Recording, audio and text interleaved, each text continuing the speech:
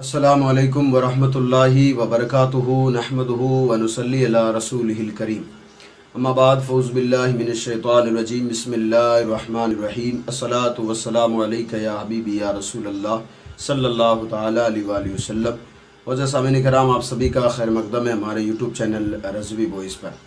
आज हम दो इस्लामी भाइयों के अलग अलग सवाल लेकर आपकी बारगाह में फिर से हाजिर हैं। पहले इस्लामी भाई का सवाल ये है कि मेरी दुकान जो है एक आम रास्ते पर है। मेरी दुकान के आगे ही एक शराब की दुकान है। तो इनका मसला ये है कि मैं जब भी अपनी दुकान पर बैठा रहता हूँ तो कई लोग जो है मुझसे शराब की दुकान का रास्ता पूछ लेते हैं, या फिर ये पूछते हैं कि क्या भाई शराब की दुकान कहाँ पर है, या क्या शराब की दुकान आगे है, या शराब की दुकान इसी रास्ते पर है। तो उनका सवाल ये है कि क्या मैं उन लोगों को शराब की दुकान का पता बता सकता हूँ। दूसरा सवाल एक इस्लामी भाई का यह है कि अगर किसी कपड़े पर केरोसिन यानी जो मिट्टी का तेल होता है या फिर डीज़ल अगर किसी के कपड़े पर गिर जाए तो क्या उन कपड़ों में नमाज हो जाएगी, क्या वो कपड़े पहनकर मस्जिद में जाकर आप नमाज़ पढ़ सकते हैं कि नहीं। ये दो सवाल है, इंशाअल्लाह आज इन दोनों पर हम बात करेंगे। सबसे पहले जो पहला सवाल है हम उसका जवाब देते हैं। पहला सवाल जो इन्होंने पूछा था कि मेरी दुकान एक आम रास्ते पर है और मेरी दुकान के आगे ही एक शराब की दुकान है, जिसकी वजह से जब भी मैं दुकान पर बैठा रहता हूं तो लोग मुझसे शराब की दुकान का रास्ता पूछते हैं। तो क्या मैं दुकान का पता बता सकता हूं कि नहीं। तो आपको मालूम होगा, जिन्होंने ये सवाल मेरे पास भेजा तो काफ़ी दिन आपने पहले मेरे पास ये सवाल भेजा था।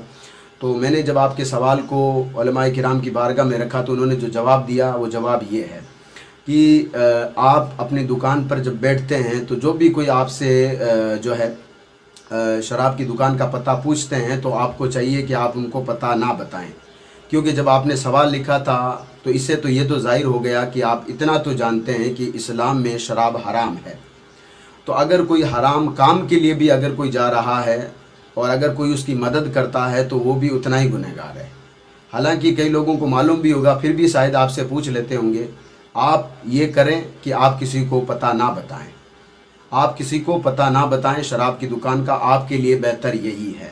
अब यहाँ पर एक छोटी सी बात मैं आपके सामने रखना चाहता हूँ, वो ये है कि जो इस्लाम किसी को शराब की दुकान का पता बताने से मना करता हो, फिर वो लोग सोचें जो कि शराब बेचते भी हैं, शराब पीते भी हैं, शराब जो है ख़रीदते भी हैं, फिर उन लोगों का कल क़यामत के दिन क्या बनेगा।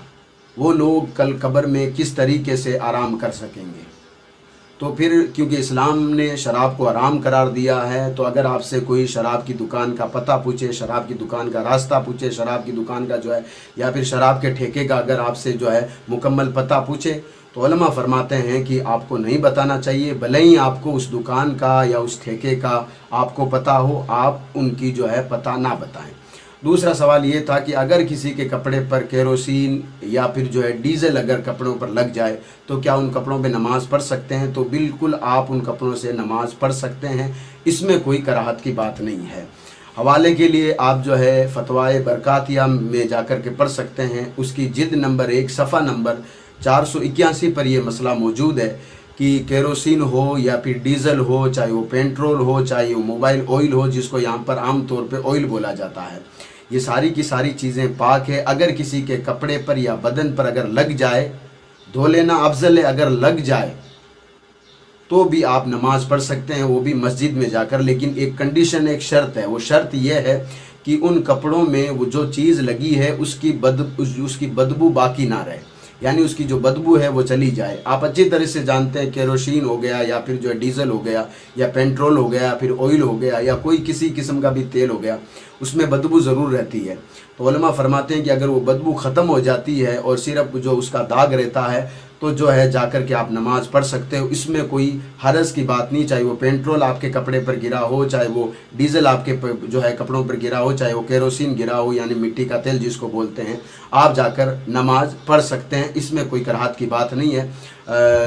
तफसील के लिए आप जो है फतवाए बरकातिया की पहली जिल्द सफ़ा नंबर 481 पर यह मसला आपका मौजूद है, आप जाकर पढ़ सकते हैं। ये थे दोनों आज के आपके सवालात के जवाब। इंशाअल्लाह तबारक ताला जैसे ही कोई नया सवाल आएगा इंशाअल्लाह तबारक ताला हम आपकी बारगाह में फिर से हाजिर होंगे। अगर आपके आसपास भी कोई अगर ऐसा सवाल है जो कि इस्लाम के मुताबिक, शरीयत के मुताबिक, तारीख के हवाले से अगर कोई सवाल हो तो नीचे व्हाट्सएप नंबर स्क्रीन पर चल रहे हैं, आप जो है व्हाट्सएप कर सकते हैं। इंशाअल्लाह तबारक ताला हवाले के साथ आपके सवाल का जवाब दिया जाएगा। तब तक अल्लाह आप सबको सलामत रखे। अस्सलामु अलैकुम व रहमतुल्लाहि व बरकातुहू।